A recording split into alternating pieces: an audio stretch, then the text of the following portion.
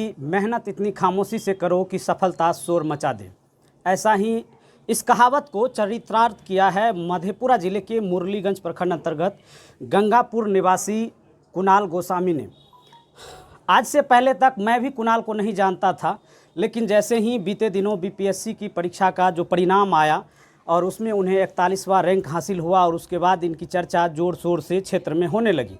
तो इस ऐसे में कोसी टाइम्स के ज़रिए हम भी आपको दिखाएंगे कि किस तरह कुणाल ने जो खामोशी से सफलता की है और आज जो कुणाल को खोजते हुए मीडिया वाले हो या फिर उनके जो रिश्तेदार हैं, लोग उन्हें बधाई देने के लिए इनके घरों पर गंगापुर तक पहुंच रहे हैं। क्या मांजरा है, किस तरह से तैयारी हुई है, आगे की क्या रणनीति होगी। मेरे साथ हैं कुणाल गोस्वामी। सबसे पहले कोसी टाइम्स में आपका बहुत बहुत स्वागत है। Thank you. हम तो ये जानना चाहेंगे कि जिस कहावत के बारे में हमने कहा कि आप चरितार्थ किए हैं, आमतौर पर मुरलीगंज के कई छात्रों को मैं व्यक्तिगत तौर पर भी जानता हूं, चाहे वो सीनियर छात्र हों या फिर जूनियर छात्र हों। आपको मैं भी नहीं जानता था, क्या राज था, किस तरह से तैयारी हुई कि आज सफलता सिर चढ़ कर बोल रही है। मैं एक्चुअली मुरलीगंज में ज़्यादा दिन रहा नहीं हूँ, इसलिए भी आप नहीं जानते होंगे। और मेरी पढ़ाई एक्चुअली दार्जिलिंग में हुई है। उसके बाद मैं पूना चला गया था अपनी इंजीनियरिंग कंप्लीट करने, और उसके बाद मैं सिविल सर्विसेज का एग्ज़ाम का प्रिपेयर कर रहा था। और ये बीपीएससी में मेरा दूसरा प्रयास में ये 41 रैंक आया था। और पहला प्रयास मैंने कॉलेज में ही दिया था, तो उस समय कुछ ज़्यादा आइडिया था नहीं, और उस समय प्रीलिम्स नहीं हुआ था, और इस समय प्रीलिम्स इंटरव्यू सब निकल गए था रैंक 41 से। बीपीएससी क्रैक कर चुके हैं, जो 41वां रैंक है, रैंक भी अच्छा माना जा रहा है। और कैसा महसूस हो रहा है जब पूरे लोग, गांव के रिश्तेदार हों या फिर आपको जानने वाले हों या जो नहीं भी जान रहे हैं, सोशल मीडिया के मार्फत से आपके घर गंगापुर तक पहुंच करके आपको बधाई दे रहे हैं। जी, एक्चुअली बहुत मेरे लिए भी बहुत खुशी की बात है। एक्चुअली जब आप 2 साल तक मेहनत करते हो, उसका कुछ तो फल मिलना ही चाहिए। पर उससे ज़्यादा है कि ये एक व्हीकल बन जाता है आपका, समाज के प्रति आप कुछ करने का एक जरिया बन जाता है। तो मेन चीज़ है कि मुझे एक मौका मिल रहा है। समाज में बहुत सारी समस्या है, उस चीज़ को सॉल्व करने के लिए, तो इसलिए मैं बहुत खुश हूँ कि पोस्ट कौन सा मिला? सब रजिस्ट्रार है। सब रजिस्ट्रार का। तो उस क्षेत्र में आप किस तरह से देश सेवा करना चाहेंगे? देखिए, समाज में बहुत सारे लैंड के बहुत सारे इश्यूज़ होते हैं। तो मेरा सब बार होता है कि कोई भी इश्यूज़ को एक ह्यूमेन एंगल से सॉल्व करना चाहिए। एक इंसान की पीड़ा जो होती है, और उसको समझ के और उस पीड़ा को अपने एक ह्यूमेन एंगल से सॉल्व करना चाहिए। मेरा यही मानना है। हमारे जो व्यूअर्स हैं वो खास करके हम जब भी कभी बीपीएससी क्रैक करने वाले जो प्रतिभागी होते हैं, उनका जब भी इंटरव्यू करते हैं तो कमेंट बॉक्स में ये बात ज़रूर आती है कि आपने जो तैयारी किया है वो बताएं, ताकि जो अन्य लड़के हैं, जो छात्र छात्राएं हैं जो तैयारी कर रहे हैं या फिर करना चाहते हैं, तो वो आपसे इंस्पायर होकर के वो किस तरह से तैयारी करें, उनके लिए क्या विशेष रहेगा। हर एस्पिरेंट अपने में एक बहुत यूनिक होते हैं, और हर लोग का अपना एक तरीका होता है। मेरा ये मानना है कि आजकल सिविल सर्विसेज जो भी है, आपके आंसर्स बहुत यूनिक होने चाहिए। और आप रटी रटाई बुक से, कोचिंग के नोट से, हाँ ज़रूर आप पॉइंट्स उठा सकते हो, पर आपका आंसर्स आपका ओरिजिनल आंसर्स होने चाहिए। और आपको कुछ टाइम देना चाहिए अपने आंसर्स को फ्रेम करने में, अपने रिसोर्सेज को गैदर करने में। तो मेरा मानना है कि आप क्रिएटिव वे से अपने रिसोर्सेज को यूज़ करके तब आप अपना पढ़ाई को करो, ना कि कोई टीचर के अंदर, कोई इंस्टीट्यूट के अंदर करके जो सालों से वो लोग कर रहे हैं वही कर रहे हो, तो आपके मार्क्स बहुत एवरेज आएंगे। आप यूनिक रहोगे तो मार्क्स अच्छे आते हैं इससे। कुणाल को कैसे दिमाग में आया कि हम बीपीएससी की तैयारी करें? देखिए, बिहार में एक होता है कि पेरेंट्स बहुत अवेयर होते हैं सिविल सर्विसेज को लेके।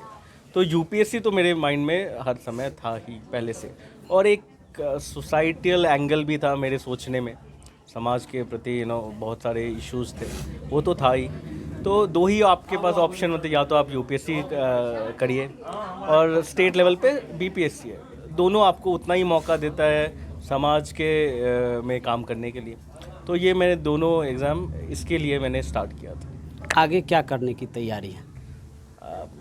बीपीएससी, हाँ 41 रैंक मैं बहुत खुश हूँ। हाँ, पर आगे ये है कि मुझे यूपीएससी में बहुत अच्छी रैंक लाना है, और क्योंकि आपको अपॉर्चुनिटीज़ बहुत ज़्यादा मिल सकते हैं। आपका जो टू सर्व पीपल, जैसे बोलते लोगों की सेवा करने का मौका और मिलते हैं। तो इसके लिए मैं यूपीएससी भी का एग्ज़ाम देते इस बार भी दिया हूँ।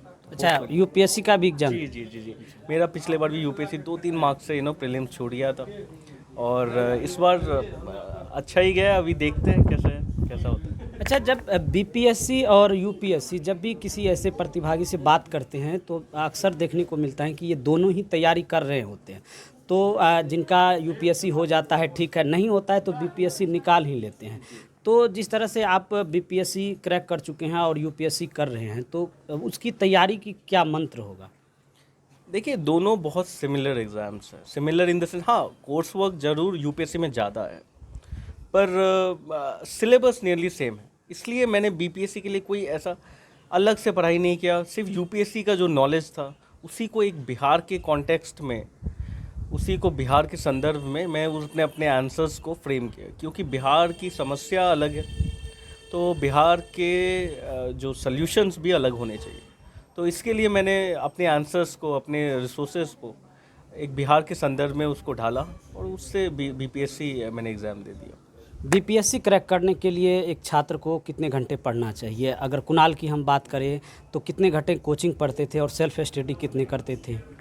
हाँ, पहली बात, मैंने कोचिंग नहीं किया है, और दूसरी मैंने सेल्फ स्टडी ही सब कुछ किया। सिवा मेरे ऑप्शनल को लेके, क्योंकि ऑप्शनल मेरा अलग था, पॉलिटिकल साइंस था, और मैं इंजीनियरिंग में ग्रेजुएट था, तो मैंने ज़रूर ऑप्शन के लिए कोचिंग लिया था। पर मुझे नहीं लगता कोई घंटे से किसी चीज़ को नापना चाहिए, क्योंकि घंटे तो मैं 24 घंटा भी बैठ लूँगा एग्ज़ाम के टाइम पे बुक के सामने, पर कितना क्वालिटेटिवली आप उस चीज़ को पढ़ रहे हो, उस चीज़ को इंटरनलाइज कर रहे हो, और उस चीज़ को आप एग्ज़ाम में रिप्रोड्यूस कर रहे हो। तो मेरे हिसाब से 6-7 आवर्स बहुत ज़्यादा है, अगर आप सच्चे मन से पढ़ रहे हो तो। 12 घंटा नहीं है वो, पता नहीं कौन किसने ये अफवाह फैला दी है। 6-7 घंटे बहुत हैं। आपने कहा कि कोचिंग भी नहीं करी है, तो जिस तरह से सेल्फ स्टडी की है, आजकल के ज़माने में ये भी देखने को मिल रहा है कि लोग यूट्यूब, मोबाइल का सहारा लेते हैं और यूट्यूब के माध्यम से भी पढ़ाई करते हैं। क्या आपने भी ऐसा किया? जी ज़रूर, एक बहुत बड़ा फैक्टर था मेरे प्रिपरेशन में कि एक इंटरनेट का यूज़ करें, डिजिटल आजकल, क्योंकि बहुत सारी चीज़ डायनामिक होते हैं। आप किताबों से हर चीज़ नहीं, अब न्यूज़पेपर्स और यूट्यूब के माध्यम से, जैसे आप लोग का चैनल है, बहुत सारे चीज़ आप लोग समाज का प्रॉब्लम्स उभार के लाते हैं। तो हम लोग भी जब पढ़ते हैं, हम लोग को भी लगता है कि समाज में ये प्रॉब्लम्स है, क्या सल्यूशन हो सकते हैं उसके। तो ये चीज़ हम अपने आंसर्स में भी इंक्लूड कर सकते हैं। तो मीडिया और यूट्यूब हो और कोई भी डिजिटल सोर्स हो, बहुत बड़ा यूज़ है।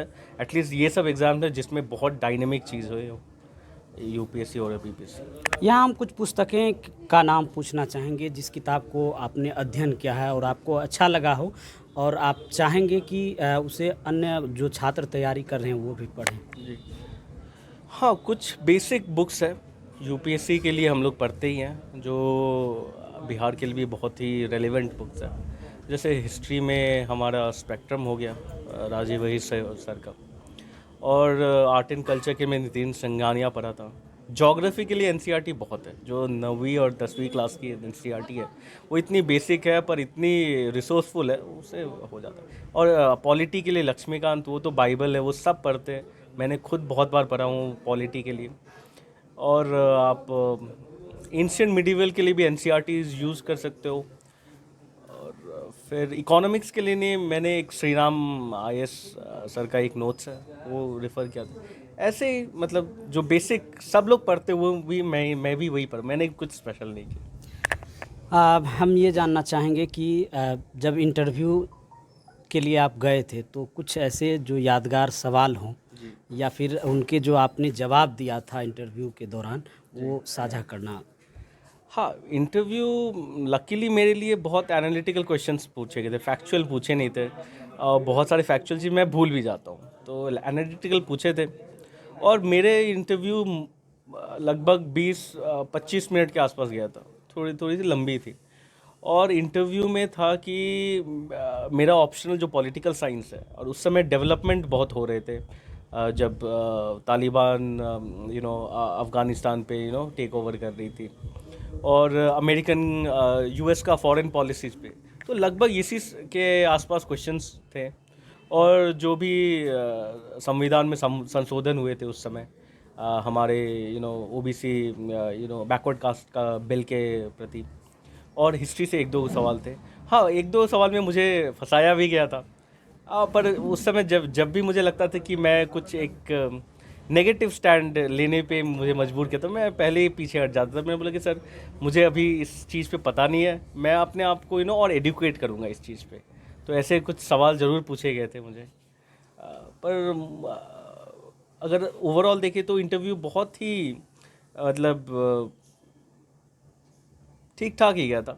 अच्छा, जैसे आपने YouTube का भी सहारा लिया होगा, आप जो वहाँ पर भी कई सारे जो टीचर्स हैं उनके वीडियो क्लिप्स वहाँ आते हैं, कंटेंट ढेर सारा मौजूद होता है।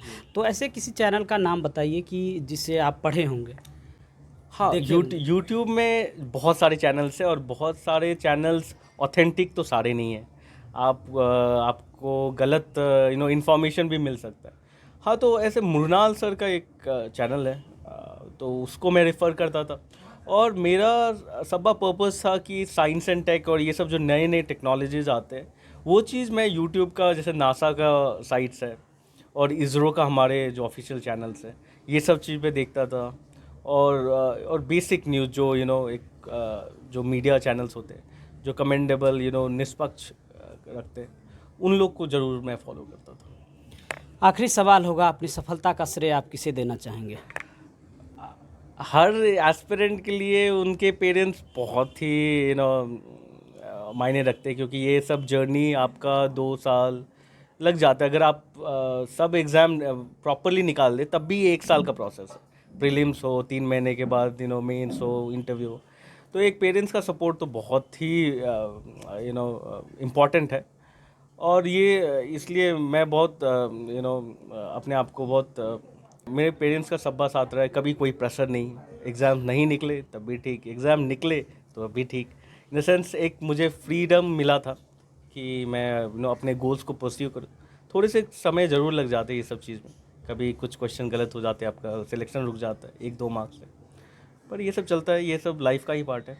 कोसी टाइम्स को समय देने के लिए आपका बहुत बहुत धन्यवाद। Thank you very much, thank you. तो अभी हमारे साथ मधेपुरा जिले के मुरलीगंज प्रखंड अंतर्गत गंगापुर निवासी वीरेंद्र यादव के पुत्र कुणाल गोस्वामी थे। इन्होंने बीपीएससी क्रैक किया है और 41वां रैंक इन्हें मिला है। इससे हमने जो बातचीत किया, इसके बारे में आप क्या सोचते हैं कमेंट बॉक्स में अपनी राय जरूर दीजिएगा। तब तक देखते रहिए KosiTimes.com। फिलहाल रविकांत को दीजिए इजाज़त।